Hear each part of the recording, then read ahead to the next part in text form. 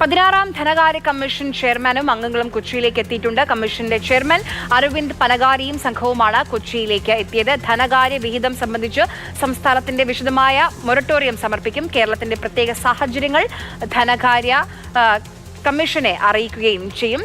മന്ത്രി K N Balagopal അടക്കമുള്ളവർ ചേർന്നാണ് ധനകാര്യ കമ്മീഷനെ സ്വീകരിച്ചത്. നമുക്ക് ധനമന്ത്രിയുടെ പ്രതികരണത്തിലേക്ക്.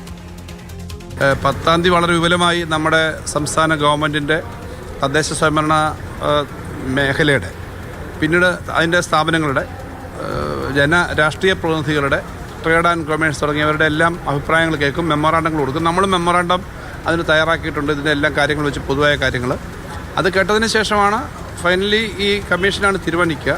കേരളത്തിന് ഏറ്റവും അർഹമായി കിട്ടേണ്ടത് കേരളത്തിൻ്റെ പ്രത്യേകതകൾ ചൂണ്ടിക്കാണിച്ചുകൊണ്ട് നമുക്ക് പരമാവധി ന്യായമായി ലഭിക്കാനുള്ളത് മുഴുവൻ കിട്ടത്തക്ക വിധത്തിലുള്ള തയ്യാറെടുപ്പും അതിനു വേണ്ടിയിട്ടുള്ള റെപ്രസെൻറ്റേഷനുമാണ് നമ്മൾ നൽകുന്നത്. അതിനു വേണ്ടിയിട്ടുള്ള എല്ലാ തരത്തിലും എല്ലാ പ്രവർത്തനവും നടത്തിയിട്ടുണ്ട്. അതനുസരിച്ച് പിന്നിൽ നാളെ കോട്ടയത്തെ ചില ഗ്രാമങ്ങളൊക്കെ കമ്മീഷൻ സന്ദർശിക്കുന്നുണ്ട്.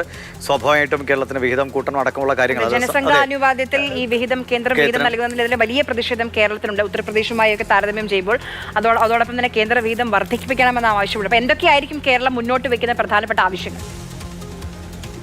കേരളം പ്രത്യേക പാക്കേജ് അടക്കം ആവശ്യപ്പെടാനുള്ള സാധ്യതയുണ്ട്. അത് ആ മെമ്മോറാണ്ടം പുറത്തേക്ക് വരുമ്പോൾ മാത്രമായിരിക്കും എന്തൊക്കെയായിരിക്കും കേരളത്തിന്റെ ആവശ്യകതകൾ എന്നത് വ്യക്തമാകുകയുള്ളൂ.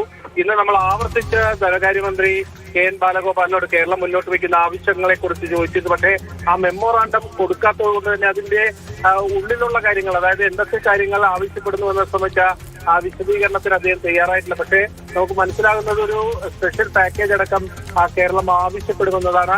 അടുത്ത ദിവസം ധനകാര്യ കമ്മീഷൻ അംഗങ്ങൾ മുഖ്യമന്ത്രിയും അടക്കമുള്ളവരുമായി കൂടിക്കാഴ്ച നടത്തുന്നുണ്ട്. ആ സമയത്തായിരിക്കും സംസ്ഥാന സർക്കാരിന്റെ മെമ്മോറാണ്ടം കൈമാറുക. അതോടൊപ്പം തന്നെ വിവിധ രാഷ്ട്രീയ പാർട്ടികൾ മെമ്മോറാണ്ടം സമർപ്പിക്കാനുള്ള അവസരമുണ്ട്. കേരളത്തിന്റെ അടുത്ത 5 വർഷത്തെ സാമ്പത്തിക സഹായങ്ങൾ സംബന്ധിച്ച പദ്ധതി വിഹിതങ്ങൾ സംബന്ധിച്ച ആവശ്യങ്ങളാണ് നമുക്ക് 16ാം ധനകാര്യ കമ്മീഷന് മുന്നിൽ വയ്ക്കേണ്ടത്. ദിവിഷ് നേരത്തെ സൂചിപ്പിച്ചതുപോലെ നമുക്ക് കേന്ദ്ര വിഹിതം അടക്കമുള്ള കാര്യങ്ങളിൽ ഒരുപാട് തർക്കങ്ങൾ നമുക്ക് എക്കാലവുമുണ്ട്. അതുകൊണ്ട് തന്നെ ഈ 16ാം ധനകാര്യ കമ്മീഷന്റെ കേരളത്തിലേക്കുള്ള വരവ് വളരെ പ്രധാനപ്പെട്ടതാണ്. അടുത്ത 3 ദിവസം അവർ കേരളത്തിലുണ്ടാകും.